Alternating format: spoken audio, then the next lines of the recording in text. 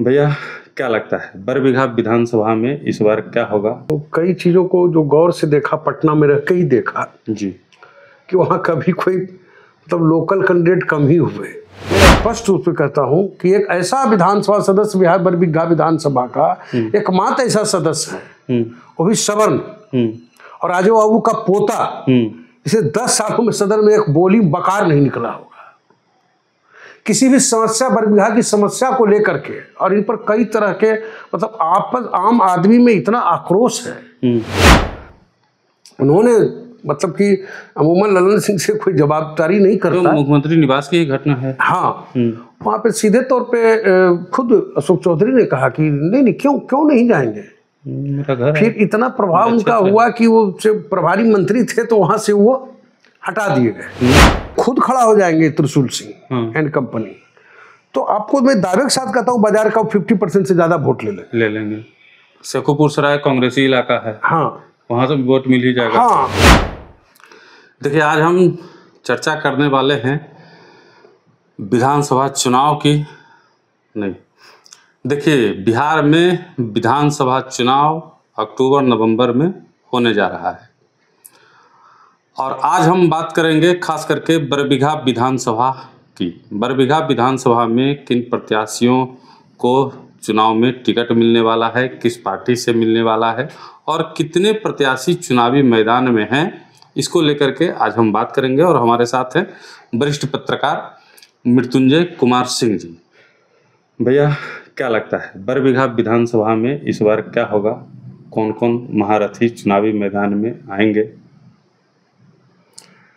देखिए, बरबीघा विधानसभा का थोड़ा वहाँ का निवासी हूँ, तो कई चीज़ों को जो गौर से देखा, पटना में रह के ही देखा जी, कि वहाँ कभी कोई लोकल कैंडिडेट कम ही हुए। अभी सुदर्शन जी वर्तमान में हैं, दो बार लगातार लोकल कैंडिडेट के रूप में रहे, और इधर जेडीयू की सीधे सीट, इसलिए जेडीयू के लिए थोड़ा फ्रूटफुल हो गया कि आपको बताऊं कि खास जाति का वोट वहाँ बहुत ज़्यादा है, तो वो भूमिहार जाति का है।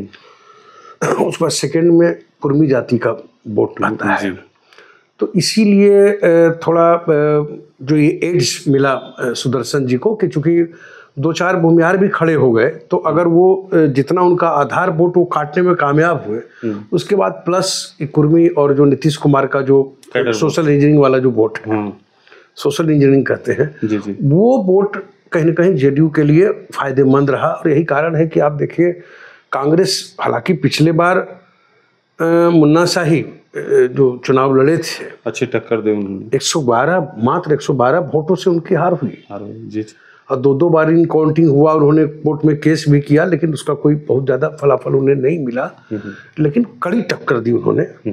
और चूंकि एक तो सुदर्शन कुमार जो है वर्तमान में जेडीयू के विधायक हैं, स्थानीय भी हैं, राजू बाबू के पोते हैं, विरासत में कि राजनीति मिली है। जी, तो उसका फायदा तो उनको मिलता ही है। और यही कारण था कि लेकिन मुन्ना शाही बाहरी प्रत्याशी के होते हुए भी अगर इतनी टक्कर, और आप देखो कि डॉक्टर मधुकर कुमार, डॉक्टर साहब जिनको कहा जाता है मधुकर कुमार, वो खड़ा हुए थे। प्रसिद्ध व्यवसायी हैं बरबीघा विधानसभा। हाँ, बड़े व्यवसायी हैं, और कि बाड़मेर में इन चीज़ों में इनका हमेशा अपना एक बेस उन्होंने बनाया है। 19,000 वोट ले आना कम बड़ी बात नहीं है। इस पार्टी से वो 19,000 वोट लेकर आए थे, ये कोई साधारण बात नहीं थी। जी, मैं मानता हूँ कि इतने कम समय में इतना वोट अर्जित करना ये अपने आप में एक बड़ी बात थी। बहरहाल अब तो आगे क्या हो, लेकिन इस बार का ताना बाना कुछ अलग है। जो अंदर के राजनीति के गलियारों की अगर खबर आपको दूं, देखिए, पहले तो इसमें 2 चीजें चल रही है कि जेडीयू के खाते में जाएगी कि बीजेपी के खाते में जाएगी। एक ये एलजेपी के खाते में भी सीट जा सकती है, या एलजेपी खाते में जाए, ये चीजें भी हो सकती है। लेकिन हमको नहीं लगता दूर दूर तक एलजेपी में फिलहाल कोई खाते में जाने की कोई तस्वीर नजर आ रही हो। एक उम्मीद था, लेकिन वहाँ भी कोई हैवीवेट प्रत्याशी नहीं है ना। अगर एक उम्मीद एलजेपी के लिए एक उम्मीद थी वहाँ पे कि हो सकता है आचार्य किशोर कुणाल के बेटे अशोक चौधरी के दामाद सायन कुणाल वहाँ पे जाएं, ठीक है। देखिए उनके लिए तो 2-3 ऑप्शन है। हाँ, उनके लिए देखिए एक चीज उन्होंने अपनी सीट बदली। महाबिन चौधरी घराना एस्टेब्लिश हो गया है बरबीघा के, आप इसको इग्नोर नहीं कर सकते।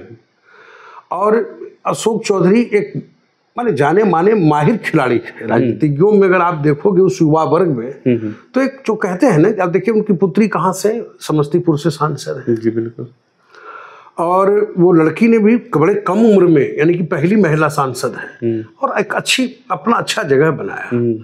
अब उनकी नजर है कि दामाद भी उनका सेट हो जाए। खबर तो ये है अंदर से कि जेडीयू के खाते में अगर जाएगी तब भी प्रत्याशी सायन कुणाल होंगे, एलजेपी के खाते में जाएगी तब भी प्रत्याशी सायन कुणाल होंगे, और बीजेपी के खाते में भी जाएगी तब भी प्रत्याशी सायन कुणाल। लेकिन एक खबर ये भी हमारे पास आई है कि सायन कुणाल ने अपना जो है इरादा बदल दिया है। बरबीघा के बदले वो मुजफ्फरपुर के किसी सीट से अपना दाव लड़ेंगे, इसलिए वहाँ पे इनका दावा को फिलहाल खारिज ही रखा जाए।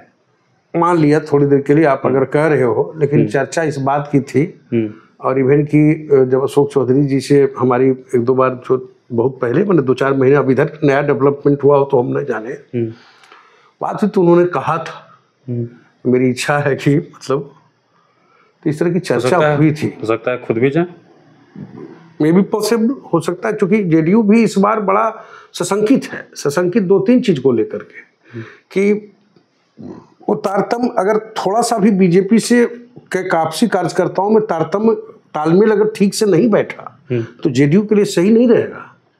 तब मैं बड़ी मतलब जनरल बात कर रहा हूँ, तो जेडीयू भी इस चक्कर में कि हैवी वेट प्रत्याशियों को हम चुनाए लड़ाएं, जिनके चेहरे को हम। सुदर्शन कुमार के साथ एक चीज और हमको लग रहा है कि जिस तरीके से पिछली बार जब आरजेडी को छोड़ के बीजेपी के साथ गठबंधन हुआ और उस समय जो बहुमत पेश करना था सदन में, उस समय जो है सुदर्शन कुमार की जो गतिविधियां थी वो पार्टी के लिए अच्छी नहीं थी। उन पे हालांकि आरोप लगे, साबित अभी तक नहीं हुआ कुछ भी, लेकिन ये भी कहा गया उनके बारे में कि जो है आरजेडी से पैसा लिए या जो भी बातें थी, या फिर एक चर्चा हम ये भी सुने कि जिसमें बहुमत पेश हो रहा था तो सुदर्शन कुमार को जबरदस्ती लाया गया था सदन में, और सदन में जब उन्हें ले जाया जा रहा था तो वो जाके मतलब पक्ष की सीट पर ना बैठ करके विपक्ष की सीट पर बैठ गए। उसके बाद वहाँ से एक एमएलए जो जदयू के हैं उनको जबरदस्ती मना के हाथ पकड़ के उसके बाद पक्ष की सीट में, पक्ष के बेल में लेके उनको आए। तो नीतीश कुमार की नाराजगी इसको लेकर के सुदर्शन कुमार के प्रति हो सकती है। देखिए अब आपको इसमें थोड़ा कहना चाहूँगा, 2014 में अब फिर गहराई में जाएंगे तो बड़ी लंबी लंबी बातें हैं बरबीघा को लेकर के। राजू बाबू की हत्या हुई, कई सारी चीजें कॉम्प्रोमाइज हो गया। कॉम्प्रोमाइज के एवज में सुदर्शन जी को टिकट मिला। कॉम्प्रोमाइज के एवज में जो शब्द का इस्तेमाल कर रहा हूँ, हाँ, तो लेकिन पूरा जग जाहिर है उसमें की तो कोई बात ही नहीं। तो एक कॉम्प्रोमाइज हुआ। अब क्या हुआ कि जब अशोक चौधरी जी और माननीय ललन सिंह के बीच में तू मैं हुआ था, याद है आपको, कि बरबीघा आप क्यों जाते हैं? ललन बाबू ने कहा था, माननीय अशोक चौधरी जो मंत्री हैं उनको, जी बिल्कुल, उन्होंने मतलब कि अमूमन ललन सिंह से कोई जवाबदारी नहीं करता, तो मुख्यमंत्री निवास की घटना है। हाँ, वहाँ पे सीधे तौर पे खुद अशोक चौधरी ने कहा कि नहीं क्यों नहीं जाएंगे, मेरा घर। फिर इतना प्रभाव उनका हुआ कि वो प्रभारी मंत्री थे तो वहाँ से वो हटा दिए गए। तो एक तरह से पूरा आपने देखा होगा पूरा हंगामा हुआ इस मैटर पे, और मतलब तू मैं की स्थिति बनी थी। हालांकि अब लोग कहते हैं कि सब कुछ सही हो गया है, पहले वाली स्थिति नहीं रही। अब ललन बाबू और अशोक चौधरी में बहुत अच्छा तालमेल हो गया है। और दूसरी सबसे बड़ी बात है कि ललन बाबू के प्रभाव के चलते ही सुदर्शन कुमार को टिकट मिला था, ये बात आप मानिए। अशोक चौधरी की भी उस समय सहमति थी। क्योंकि इसके पीछे चर्चा ये लोग करते हैं कि केस कॉम्प्रोमाइज करना था, इस टाइप से लोग चर्चा करते हैं। लेकिन अब क्या हुआ कि जब तारतम्य गड़बड़ाया, तालमेल गड़बड़ाया था बीच में, तो एक तरह से तलवार निकाल लिया था इन्होंने, अशोक चौधरी ने सुदर्शन कुमार के खिलाफ। और बजाते आज भी मैं आपको बताऊं कि दोनों के बीच में बातचीत नहीं होती। लेकिन एक खबर ये भी आई है कि सुदर्शन कुमार ने जो है पैचअप कर लिया है, ललन सिंह से भी बीच में जो है दूरियां बढ़ी थी, कुछ यही सब पार्टी हित को लेकर के जो सुदर्शन कुमार पार्टी हित में काम नहीं कर रहे थे। उसके बाद ललन सिंह से भी दूरी बढ़ी थी, अशोक चौधरी से दूरी पहले से थी, लेकिन सुदर्शन कुमार ने सारी बातों को पैचअप कर लिया है और अब ये कहा जा रहा है कि सुदर्शन कुमार का ही टिकट जदयू कोटे से रहेगा। देखिए, ये तो अभी इस पर तो बहुत कुछ टिकट किसको क्या मिलेगा इस पर तो मैंने आप बहुत कुछ कह ही नहीं सकते कि किसको क्या मिलेगा। नहीं, मैं जो सुन रहा लेकिन अगर जब सर्वे करेगी ना पार्टी तो पता चल जाएगा कि सुदर्शन कुमार कितने खरे हैं। मैं स्पष्ट रूप से कहता हूं कि एक ऐसा विधानसभा सदस्य बिहार बरबीघा विधानसभा का एकमात्र ऐसा सदस्य है, वो भी सवर्ण और राजू बाबू का पोता, इसे 10 सालों में सदन में एक बोली बकार नहीं निकला होगा किसी भी समस्या, बरबीघा की समस्या को लेकर के। और इन पर कई तरह के मतलब आपस आम आदमी में इतना आक्रोश है। अब राजू बाबू के नाम पर काठ की हांडी बार बार तो चढ़ती नहीं है। तो अब देखो, जेडीयू में अब सिर्फ वही रह जाएंगे ऐसा नहीं, पैरेलल में कई लीडर साइड से खड़े हुए। आप क्या अंजनी कुमार को आप कम लेके चलते हो क्या? अंजनी कुमार फिर से टिकट की? अरे अंजनी कुमार जिलाध्यक्ष रहे ना जेडीयू के। जी जी। और अंजनी जी का बीच में थोड़ा आरसीपी के बहुत क्लोज हो गए थे और जब आरसीपी जी हाशिए पर गए जेडीयू में तो बेचारे इनको फिर जगह बनानी पड़ी, उसी में टाइम लग गया। नहीं तो हो सकता है कि इनको टिकट उस समय मिल जाती। और तो सुदर्शन जी माफ कीजिएगा, जिसे जेडीयू में अब सिर्फ सुदर्शन ही दावेदार हैं ये आप नहीं कर सकते, अंजनी कुमार दावेदार हैं जी। और मुझे लगता है कि अगर जिस तरह से ललन सिंह से जो उनके संबंध हैं और अगर उसका फायदा उनको मिला, चूंकि जेडीयू भी अपना सर्वे करा के देख ले, वास्तव में सुदर्शन कुमार की स्थिति वो नहीं है जो बरबीघा के विधायक की होनी चाहिए और एक काम करने का एक जज्बा होना चाहिए, वो चीजें नहीं है। आप पता करो, और राजू बाबू वाला कैलेवर नहीं है। तो सिर्फ निमंत्रण में जाने से, बस सिर्फ निमंत्रण जाना, क्रिकेट खेलना, दो चीज। और जदयू से आप बताओ 10 साल में, अब बताइए बरबीघा के लोगों का मन मिजाज जिस तरह का है और उसका विधायक इस तरह का हो कि एक आवाज निकालने में समस्या है। और सुदर्शन जी के साथ तो बड़ी सारी समस्याएं हैं। अब देखना है कि देखिए, अंजनी कुमार के बारे में चर्चा है जेडीयू में, आप क्या समझते हो? ये आपको ये थोड़ी अशोक चौधरी इतनी आसानी से इन चीजों को जाने देंगे क्या? पैचअप क्या होगा? किस तरह का पैचअप किस तरह का? मुझे याद है हम उनके आवास पर गए थे, एक बार उन्होंने कहा था कि जब 2000 सुदर्शन जब पहली बार चुनाव लड़ रहे थे जेडीयू से 15 में, मैं कहा कि इनको मदद करना भाई, मुझे याद है। लेकिन कभी उनकी अपेक्षाओं पर खरे नहीं उतरे। फिर आपको आश्चर्य लगा, विवेक ठाकुर सांसद के प्रत्याशी के रूप में खड़ा हुए, आपको मालूम है कि उनसे मिलने तक नहीं गए। तो ये में भी विरोध। अब बताओ कि सुदर्शन अगर के पक्ष में थोड़ी बोलेंगे विवेक ठाकुर, आपको लगता है क्या? एक नाम और जदयू में आ रहा है, अगर उनको टिकट मिलता है या टिकट की मतलब चाह उभोई रखते हैं, नरसिंहपुर वाले ठेकेदार साहब आपको याद होंगे, अरविंद कुमार नाम है उनका।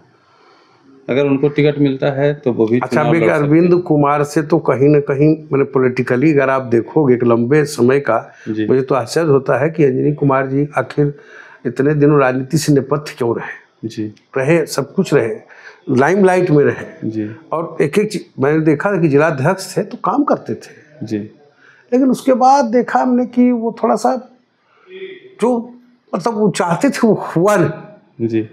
और मुझे लगता है कि लंबे समय तक जो अनुभव अंजनी कुमार के पास है, शायद ही जेडीयू के अगर कुछ लीडर को आप देखोगे लोकल लेवल पर, तो मुझे तो नहीं लगता कोई और नजर आता है। ठीक है, अब तो होने के लिए तो कहे तो कि पार्टी में किसी को भी टिकट मिल सकता है। अब मधुकर कुमार भी इतने पावरफुल है कि अगर चाहे तो सेटिंग गेटिंग कर सकते हैं जदयू में। मान लीजिए, सपोज कीजिए भाई, जोड़ तोड़ ही तो करना है जी जी। अपना 19,000 वोट का एक तमगा है ना, आम आदमी पार्टी से भी मतलब उनका एक स्कोप उन्होंने रखा है कि अगर वहां से, लेकिन वहां भी 2-3 दावेदार तो कुल मिला के जदयू से हम 4 नाम रख रहे हैं। एक नाम सुदर्शन कुमार जो वर्तमान विधायक हैं, अशोक कुमार चौधरी, डॉक्टर अशोक चौधरी जो पूर्व विधायक रह चुके हैं, वहां से वर्तमान में मंत्री हैं बिहार सरकार के, अंजनी कुमार, ठीक है, और एक अरविंद कुमार। जदयू से 4 नाम को हम फाइनलाइज करते हैं वहाँ से। इन चारों में से किसी एक को जदयू से टिकट वहाँ मिल सकता है। अगर अशोक चौधरी मान लीजिए अपने दामाद को लेके आते हैं तो उनका भी नाम उसी में शामिल है। देखिए 4 नाम मुझे याद है अशोक चौधरी जनरल सीट पर लड़ना पसंद नहीं करेंगे, तो मुझे लगता है जी। ठीक है, उनका आधार है, बेस है, सब कुछ है, वो जीत भी जाएंगे, हम ये भी मान लेते हैं। क्योंकि जेडीयू का कॉम्बिनेशन बिठे जो सोशल इंजीनियरिंग है उसका फायदा उनको मिलेगा। और अभी भी मैं आपको बताऊं कि जेडीयू में आज सोशल मीडिया पर जितने वर्क हो रहे हैं, जब जनता दल यूनाइटेड के देख लो, वो टोटल माननीय अशोक चौधरी जी का देन है। अभी पार्टी में आप जिस तरह का सोशल मीडिया वार जो चल रहा है राजद के और जेडीयू के बीच में, कई ऐसे इश्यूज उठाए जा रहे हैं, चारा घोटाला के, ये सब, उसका कौन बम्बार्डिंग कर रहा है? वो टोटल बम्बार्डिंग माननीय अशोक चौधरी कर रहे हैं। तो अब अशोक चौधरी जी एक लंबे समय से एमएलसी रहे, तो उनकी चाहत कहीं कहीं है कि वो भी इस बार चुनाव लड़कर आए। तो वो खुद सोचते हैं उनकी प्रतिभा उनके लिए ज्यादा मुफीद है, ये सच्चाई है। लेकिन फिर इसका साइड इफेक्ट ये विपक्ष के लोग उठा सकते हैं कि आखिर जनरल कोटे पर ये क्यों, सवर्ण की सीट पे ये क्यों कब्जा करना चाहते? तो एक तो ये उनके साथ वीक पॉइंट है जी। रही बात आपने कहा अरविंद कुमार का जी का कोई लंबे राजनीतिक इतिहास का कोई वो नहीं है उनके पास। किसी एक चेहरा होता है ना कि हालांकि अब तो राजनीति में कौन किस दम पर कैसे बड़ा चेहरा बन जाएगा ये कोई नहीं जानता, लेकिन हम उस लिहाज से तो नहीं समझते कि मैंने प्रबल दावेदारों में एक हो जाए। प्रबल दावेदारों में एक नहीं है, लेकिन अगर उनको टिकट मिलता है तो चुनाव लड़ सकते हैं। हाँ बिल्कुल, उनकी इच्छा है चुनाव लड़ने की। हाँ, ये हमको ऐसा लगता है जी। देखिए, और अगर अशोक चौधरी चुनाव खुद लड़े न लड़े, लेकिन नेपथ्य में तो वही रहेंगे।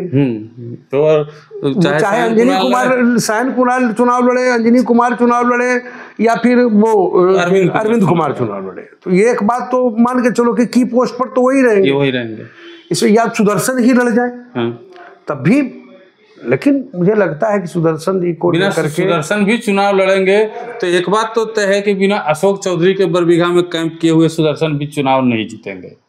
बिल्कुल, ये तो मेरा खुद का मानना है, क्योंकि एक ऐसा उनका अपना बना हुआ है। और एक बात है कि मैन टू मैन, एक सबसे आपको जानकारी होगी, अशोक चौधरी जी बाय नेम बाय फेस जानते हैं एक चीज को, उतना लोकल रहते हुए सुदर्शन भी नहीं जानते होंगे, ये मेरा दावा है। सही बात है। तो कांग्रेस की बात कर ले। बिल्कुल, कांग्रेस में कौन-कौन दावेदार आपको लगते हैं? कांग्रेस में तो देखिए, अगर सुदर्शन कुमार को टिकट नहीं मिलेगा तो मुझे जो अंदर की खबर है कि उन्होंने थोड़ा बहुत इधर उधर सेटिंग किया है था, मतलब पूरा, लेकिन इनके आका भी चले गए वहां से। नहीं, हमको एक खबर बीच में आई थी पिछले 2-3 महीने पहले, एक पटना के ही पत्रकार भाई थे, उन्होंने हमको बताया कि अचानक से मिले तो बोले जी कल आपके विधायक को देखे थे हम लालू जी के घर से निकलते हुए। बोले नहीं, ऐसा तो नहीं है।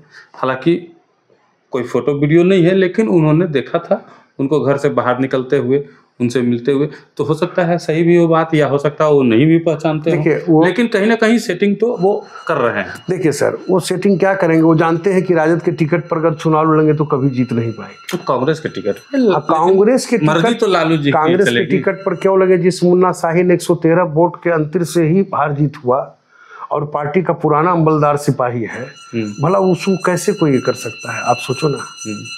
तो दूसरे पार्टी में हो सकता है इक्वेशन के लिए, देखिए वो सीट तो मुझे लगता है कांग्रेस के ही झोली में जानी चाहिए। कांग्रेस में एक और कद्दावर नेता दावेदारी में है, त्रिशूलधारी सिंह। उनका तो बजाते कैंपेनिंग शुरू भी हो गया है। हमने देखा कि उनके पुत्र रोशन कुमार भी, मतलब कि उसके ऊपर सोशल मीडिया में या कई चीजों में वो बढ़कर मैंने भागीदारी कर रहे हैं। पुराने प्रदेश अध्यक्ष से उनका तारतम्य बढ़िया है, और नए प्रदेश अध्यक्ष से तारतम्य बढ़िया जोड़ने की कोशिश में है, लगातार मिल रहे हैं, पार्टी के लिए काम कर रहे हैं। पार्टी का जितना भी आदेश होता है, कार्यकारी अध्यक्ष भी पार्टी ने उनको बनाया, पार्टी का जितना आदेश होता है उसको शेखपुरा जिले में फॉलो कर रहे हैं। वही मैं आपसे पार्टी को शेखपुरा जिले में बढ़ा रहे हैं। हाँ बिल्कुल, मैं इसलिए आपसे ये कहना चाहता हूँ कि देखिए, सुदर्शन कुमार ठीक है, वो हैं, लेकिन तुरंत कब चल जाए, तुरंत उनको टिकट मिल जाए, ये आप दावे के साथ नहीं कर सकते। लेकिन मुन्ना शाही का तो फील्ड है। मुन्ना शाही अगर थोड़ा और ढंग से मेहनत कर लेते तो धूल चटा चुके होते। तो मेरा अपना खुद का अपना बताऊं कि आकलन है कि कांग्रेस इस बार फिर मुन्नाशाही है, या एक आध नए दावेदार, कोई त्रिशूलधारी सिंह की बात आपने कही, तो अगर उनकी दावेदारी होती है तो अच्छा मजबूत से माने कांटे की टक्कर होगी फिर एनडीए और मतलब महागठबंधन के बीच। बिल्कुल, उसको आप इग्नोर नहीं कर सकते। अब चूंकि मुझे याद है कि 15,000 16,000 वोट त्रिशूलधारी सिंह हमेशा लेते रहे, निर्दलीय भी लड़े तो लगाया। अब हम बात कर लेते हैं अन्य पार्टियों की। जनसुराज, अन्य पार्टियों में तो एक जनसुराज ही है ना। ट्रायंगुलर फाइट तो अब मेरे ख्याल से यही लोग बनेंगे, या फिर जो एक देखिए, एक तो मुझे ये खबर है, अब पता नहीं इसमें क्या दम है, कि 5 सीट शायद राजद वहाँ गठबंधन में मांग रहे हैं, ये चिराग पासवान के बड़े चिराग पशुपति पारस जी, तो हो सकता है 5, तो उसमें बरबीघा है, एक लखीसराय की चर्चा हो रही है, जो सूरजभान भी चाह रहे हैं मोकामा साइड में, अलौली है कुछ इस टाइप का सदस्य माने विधानसभा है, समस्तीपुर का, कल्याणपुर में चाहते प्रिंस पासवान को चुनाव लड़ाना। तो 5 सीटों को लेकर के एक तो ये भी चर्चा है। तो सूरजभान जी के चहेते हैं डॉक्टर मधुकर, तो हो सकता है उनको भी ट्रायंगुलर फाइट में, तो जनसुराज छोड़ के जाएंगे वहां तक हो सकता। देखिए जाने में कितना देर लगता है राजनीति में, टिकट अगर मिलेगा, क्योंकि वो व्यक्ति भी तो 19,000 वोट लेकर के, अगर सपोज करो अब जिस तरह से वहाँ प्रत्याशी खड़े होते, 19,000 वोट चिराग का भी तो हो सकता है। हाँ, वही मैं कह रहा था। और दूसरी सबसे बड़ी बात है कि एक बरबीघा का एक इतिहास रहा है, आप देखिए अगर उलट करके वहाँ 4-5 प्रत्याशी 30,000 पर हार जीत हो जाता है। आप देखो ना कि पिछले बार किसको कितने मतलब वोट आए, प्रतिशत आए, उससे आपको पता चल जाएगा। क्योंकि भूमिहार वोटों का बिखराव होना ही है, तीनों चारों दलों से भूमिहार ही खड़े होंगे। उसमें आधार वोट वाला जो अदर कास्ट का वोट है, जैसे कुर्मी कोयरी का जो वोट है और अत्यंत पिछड़ी जातियों का वोट है, वो जिस पार्टी के झोली में जाएगा वो उसका प्लस हो जाएगा। पिछली बार सुदर्शन कुमार के साथ ट्रेजेडी ये भी थी कि एक तो चिराग पासवान की पार्टी अलग चुनाव लड़ रही थी, मधुकर जी ने 19,000 वोट काट लिया, एक तो वो वोटों का बिखराव हो गया। दूसरी तरफ डॉक्टर राकेश रंजन जो हैं, आंख के डॉक्टर हैं, नामी समाज सेवी हैं इलाके के, वो निर्दलीय चुनाव लड़ गए और उन्होंने लगभग 9,000 के करीब उनको भी वोट आया। तो एक 19,000 इधर और 9,000 उधर, यानी कि टोटल 28,000 वोट जो कटा वो एनडीए गठबंधन का ही वोट था। इसीलिए मार्जिन हो सकता है कि मात्र 112 वोट ही था। तो आप लेकिन इस बार अगर ये दोनों साथ में रहेंगे तो ये मार्जिन जो है बिल्कुल ज्यादा हो सकता है। आपको कैसे लगता है कि साथ रहेंगे? क्यों नहीं सुदर्शन, माफ कीजिएगा, मधुकर चुनाव लड़ेंगे? क्यों बैठे रहेंगे? चुनाव लड़ेंगे ठीक है, लेकिन मधुकर जी के साथ कितना वोट ट्रांसफर होगा उन 19,000 वोटों में? अरे 19,000 वोट में कोई सत्ता तो नहीं था ना पास में। हाँ, लेकिन चिराग पासवान का भी तो वोट होगा उसमें। अरे उस समय पासवान की जाति, चिराग पासवान के चाहने वाले 2020 के विधानसभा चुनाव में वो लोजपा के टिकट पर चुनाव लड़े थे ना। तो आप जोड़ो ना, 19,000 वोट लिया था ना। अगर नहीं होगा, अगर मान लो कि आम जनसुराज पार्टी को आप कम आंक के चलते हो क्या? जनसुराज को कम हम अगर सपोज करो जनसुराज पार्टी प्राथमिकता के आधार पर, तो मुझे लगता है डॉक्टर मधुकर को अगर टिकट देती है तो वो बुरा तो नहीं होगा। जनसुराज पार्टी को हम कम इसलिए भी नहीं आंक रहे हैं क्योंकि जनसुराज पार्टी के साथ बड़े बड़े कद्दावर बरबीघा का दीपक मुखिया का, जिनका नाम है पंचायत के मुखिया, वही अब इन पे जिनको ज्यादा नहीं तो कम से कम अपने पंचायत का तो वोट दे ही सकते हैं। हाँ, सपोज करो कि कोई भी किसी को एक को मिलेगा तो वो वोट काटेगा। त्रिशूल सिंह जब खड़ा हो जाएंगे ना, तो आपको ध्यान, तो सुदर्शन जी की मतलब हार तय ही मान के चलो, पतलून के लिए। बिल्कुल, आप कल्पना कीजिए ना कहां से वोट आता है उनको मेन लीडिंग वोट जो हमको लगता है कि हथियामा और अगल बगल का इलाका और फिर वो शेखोपुर सराय का इलाका। तो अब बाजार पे जब ये खुद खड़ा हो जाएंगे त्रिशूल सिंह एंड कंपनी, तो आपको मैं दावे के साथ कहता हूँ बाजार का 50% से ज्यादा वोट ले लेंगे। शेखोपुर सराय कांग्रेसी इलाका है, हाँ, वहां से वोट मिल ही जाएगा। हाँ। बाकी जो भी बरबीघा क्षेत्र में जो पुराने कांग्रेसी हैं, जिनको जगाने का काम किया जा रहा है, जो भी सुदर्शन कुमार से भी एनवाइड है, ऐसे भी तो लोग हैं जो डायरेक्ट उनको वोट दे देंगे। हाँ, तो वही कहने का मेरा मतलब यही है कि अभी विधानसभा की बहुत स्पष्ट तस्वीर तो नहीं है, लेकिन इतना तय है कि वहाँ ट्रायंगुलर फाइट होना ही है। एक और नाम है बाजार में तैर रहा है और वो खुद मेहनत कर रहे हैं, आपके डॉक्टर साहब के बेटे डॉक्टर ऋषभ। देखिए ये लेकिन चुनाव लड़ने की ये इच्छा मुझे है। थोड़ा अजीब लगती, नहीं इच्छा तो है, मौसमी पक्षी कहते हैं ऐसे लोगों को। आप देखिए जब चुनाव आता है, आप बैनर 5 गो लगा दिए, अरे भाई पार्टी में चले जाओ, 5 साल मेहनत करो ना। आप तो आज से नहीं, अब बताओ डॉक्टर शाहजहां का नाम कब से चल रहा है, कभी नवादा से, कभी यहाँ से, कभी एक प्रत्याशी पर तो हमने चर्चा किया ही नहीं। डॉक्टर पूनम शर्मा लगी है कि ये बीजेपी के खाते में चली जाए ये सीट। सही बात, छूट गई। हाँ छूट गई। पूनम शर्मा एक अच्छी प्रत्याशी हो सकती है, महिला है, बेस है, बोलने का मेथड है, अपनी बातों को पूरे बेबाकी से रखते हैं। अपने बदौलत उस महिला ने दिल्ली की तक अपना संबंध बनाया अपना। और सबसे बड़ी बात है कि पूनम शर्मा में क्वालिटी है, पूनम शर्मा में नेतृत्व क्षमता है। हालांकि ऐसे मतलब पार्टी के प्रति सर्वस्व न्यौछावर कर देने वाली कार्यकर्ता के तौर पे पूनम शर्मा को देखा जाता है, और कहीं ना कहीं पार्टी चाहेगी कि हम उनको सेट करें, लेकिन जो बरबीघा का गणित है, जो बरबीघा की राजनीति है, उसमें कहीं ना कहीं फिट नहीं बैठती है, क्योंकि बीजेपी के हाथ में सीट रहेगा नहीं और पूनम शर्मा किसी और पार्टी से चुनाव लड़ेगी नहीं। बिल्कुल, यही एक फैक्टर जो मैंने बताया कि ये उनके लिए साधारण सी बात, बैंक तोड़ने के समान है कि जेडीयू की सीट को बीजेपी खाते में चले जाए। ये इतना आसान नहीं है। और हालांकि उनकी नज़र आपको बताऊं कि नवादा का भी है।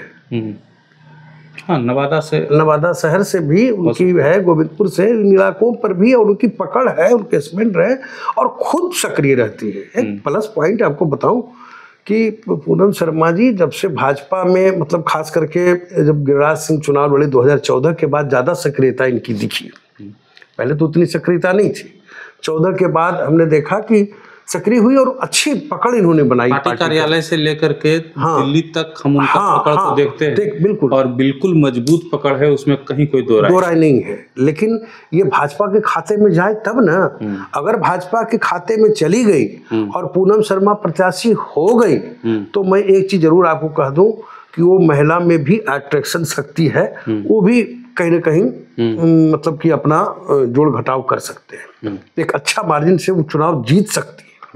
मैं यहाँ तक की बात कह रहा हूँ, क्योंकि एनडीए गठबंधन से रहेंगी तो हर आधार वोट कुछ ना कुछ तो मिल ही जाना है, जो बेस वोट है। अब जब पूनम शर्मा का चर्चा हो गया है तो एक और नाम हम इसमें जो ऐड कर देते हैं, उन्हीं की बहू हैं, उन्हीं के गांव की हैं, सीमा सिंह नाम है, अभिनेत्री हैं, एलजेपी की नेत्री हैं, और उनका भी इच्छा चुनाव लड़ने का है।